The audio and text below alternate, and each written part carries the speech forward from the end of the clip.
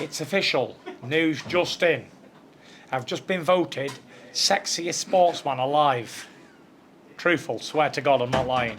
I pipped Ronaldo, beat them all. Tommy, I've got bragging rights in the family. Tommy ranked at number 13. The Gypsy King ranked at number 1. That's just another victory and another accolade to put on my mantelpiece. That's official. If you don't believe it, Google it. Where's that victory rank amongst all the victories that you've had in your life, Tyson? It's up there. I can't say I'm overwhelmed with words at the moment. I want to say shout out to my mother, my family, and everyone who helped me along the way, and for everyone who believed in me. Just want to say I love you all, and thank you to all the women who voted for the man. Who gave you that award? Sorry? Real G award. Come on. Tyson, I saw you have a little exchange with Alexander Usyk and his team today earlier. Can you reveal what was said? Exchange? Yeah. Do you know the meaning of an exchange? Like a verbal exchange. Do you know what an exchange means, though? An exchange is when you say something and then someone who returns fire.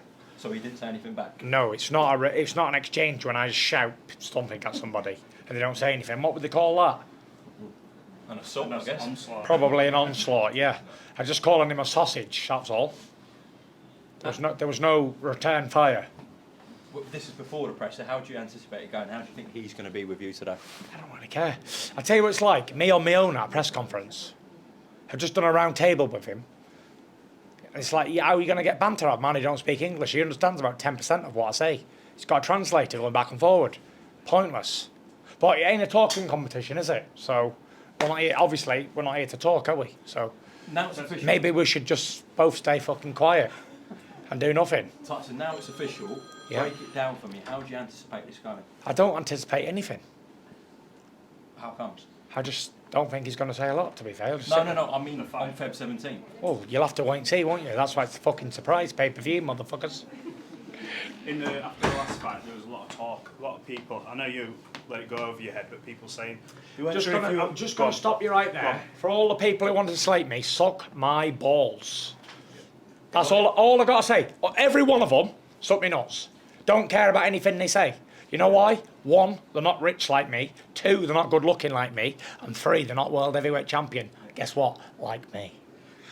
Believe that. Commentators and those people saying they're not sure if you will come back to the ring after one performance. What do you make of them comments? Are you surprised people are saying I just they're not told sure? you. Suck my balls. All of you guys. Any more? Yeah, what did you make of... Of all the comments. No. About yesterday, your promoter, Frank Warren, hosting a press conference with Deontay Wilder and Anthony Joshua and Eddie Hearn. Good, isn't it? It's all thanks to the Kingdom of Saudi Arabia. Without the Kingdom of Saudi Arabia, boxing's dead at the moment. Especially for the heavyweights. So, yeah, you got to be very, very lucky and very, very thankful that I made this possible for them to fight on 23rd of December. You mentioned Gold Star and Spencer Brown were involved as well, of course. Don't forget that. Otherwise, Without me, they wouldn't have even been boxing on the 23rd. Not because I wasn't boxing on 23rd, because I made this happen for them on the 23rd. Tyson, in Riyadh. In reality, they're all workmen for me, aren't they, really? Would you ever believe that Wilder and Joshua and all these boys are all dossers for me now? Get up! Anthony wasn't very happy with answering Dev's questions. But here's the thing, yeah? If he wasn't... If I said to Dev earlier, like when he said, I want my promoter to answer this question, he should have said, Frank, can you ask him a question? So, yeah, happy days. Just on some of those fights, obviously Dubois takes on Big Baby Miller. Yeah. He was very complimentary about yourself. But if I just... Those fights that happened, Joshua and Wallin, Wilder and Parker. Just your predictions on those fights? Yeah, the only person on all of that I care about is Joseph Parker. And other than that, I don't care who wins, but I wish them all the best of luck. And whatever they're getting paid, I hope they get 20 times more next time. And in Riyadh, you did say that you were tired of media, you wanted some time off. This fight's in February now, so what's your plans? When do you go into camp? Train, eat, sleep, repeat, same old shit, as I always do. Nothing major, nothing different, same old. Talk to me about Joseph Parker, obviously a good friend, someone who's been around you for a long time, former world heavyweight champion. Yeah. Going in there with a guy who you've beaten twice, on record twice, but 3 times in a lot of people's eyes. In terms of his chances against Deontay Wilder, how do you see him breaking down? Are you going to be giving him advice and stuff like that, or is it a case of? I think the only advice anyone can give anyone who's fighting wild is just stay out the way of the right hand. If you can do that, you'll be all right. If you don't do it, you're going to get hurt, nailed. And that's it. Stay away from the right hand as best as you can, and that's it. Joe's got a good chance because he's been active. He's had 5 or 6 fights in the time that Wilder's been inactive, and I've suffered with inactivity myself loads of times, and it's not a good thing. So yeah. I was just about to come on to that. You mentioned when I did your review at the start of the week in Saudi, you mentioned, you know what, inactivity has completely done me in.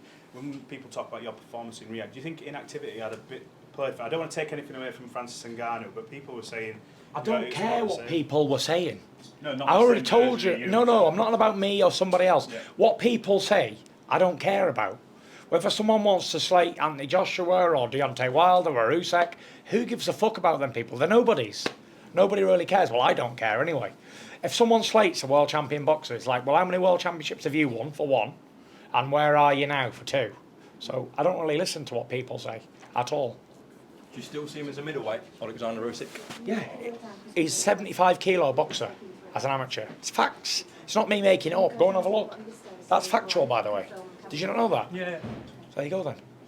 So it's not like, oh, I made this up in my mind. He was actually a 75 kilo amateur boxer as a man, not as a child, 10-year-old, as a man. Do you think you bully him in the ring, Tyson? Just give him a boxing lesson. Yeah. Any way I want to win this fight, I can win it. Anyway. You've never been bothered about the tag of undisputed. You've said it so many times. Look, I've climbed the mountain with Klitschko. I'm glad someone's done his research. Yeah, because I've had about 4 interviews with people asking me how much does it mean undisputed. So clearly you don't know me at all. Yeah, I was going to say, you've always made it quite clear, look, I'm not bothered for that tag. But if you do beat Alexander Usyk, you will have that tag, and it's just another sort of thing on your record, go down in history, etc. Yeah, but I will beat Alexander Usyk, and I am the WBC champion and the lineal champion, and I'll be Ring Magazine champion for the 3rd time. The rest of it I'm not so concerned about. I'll just vacate the belts and let somebody else have a go at all them other belts. I'll just keep my own stuff. you mentioned before the last fight, you know, you wanted to carry on fighting, you want to sign a 10-fight deal after this next fight, after the Ngannou fight. What's your love for boxing still like? Are you still keen on fighting on for as I'm many only years as taking on possible? one fight at a time, but if I can get a ton of money, I will. Don't you worry about that. Tyson, it More than I've already got. looks like Ben Davison will be training Joshua. Just your thoughts on that? Yeah, I think it's a very good move. I think it's good for AJ because he's only local, and I think it's a good move. Good move. You've had a little bit of time now between the 2 Ngannou fights weeks. and this. Well, a tiny bit. I remember before you were saying, look, I'm going to forget all this, have a bit of time. Have you enjoyed a little bit of a break from the boxing at home with your family, or I do you haven't want had to? any enjoyment yet. Every fight I have 2 weeks post-fight depression, and I'm just about getting over that now. So yeah, just about getting back to reality. And I'll go home now. I'll have 2 weeks post-fight depression every fight, and then I'll get back to reality after that. Have you been able to spend some time with your newborn? Yeah. Keeping me up all night, every day, every night. Changing nappy still? All of that stuff. Anyone else? Thank you, Tyson. If there's nothing else. How do you cope with that? You said like you've had 2 weeks of that. Is there anything you try and do to limit that? No, I know it's going to go after about 2 weeks, so get back to reality then. Does that concern you at all that you obviously have to keep fighting for as long as possible so that you get out of that depression? So boxing's what you're meant to. No. It's just after every fight. It's called for post-fight depression. So yeah, I'm used to it.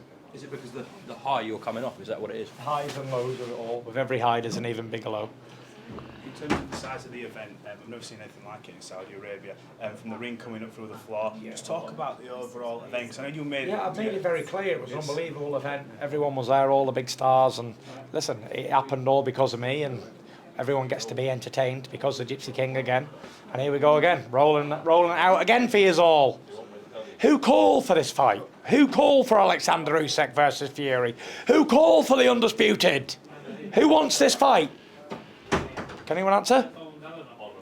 I think the fans want to see this. And now they're getting it. I don't want to hear any complaints. No complaining. What I found is this.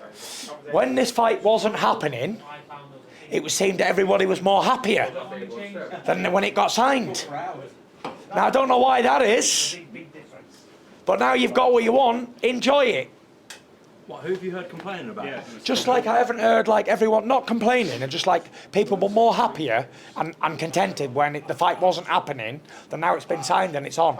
It's like it's a big anticlimax now it's actually happening. Do you think that's because you proved them wrong because people were saying it wouldn't happen? And now Oh yeah, like, it wouldn't happen. I was scared. I was running away. What's happened now then? I'm about to make another 100 million. Let's go. We've got press conference to go to. Appreciate Right, it. boys. Thanks, Tyson. Same way. Go down. Have you ever been stranded on the side of a motorway with a broken down car? Like me, is that something that worries you? That's where motor breakdown insurance comes in. If your vehicle breaks down, a trained professional will be sent out to get you back on the road. Or if this is not possible within the specified time frame, to transport you to your home or to the nearest garage.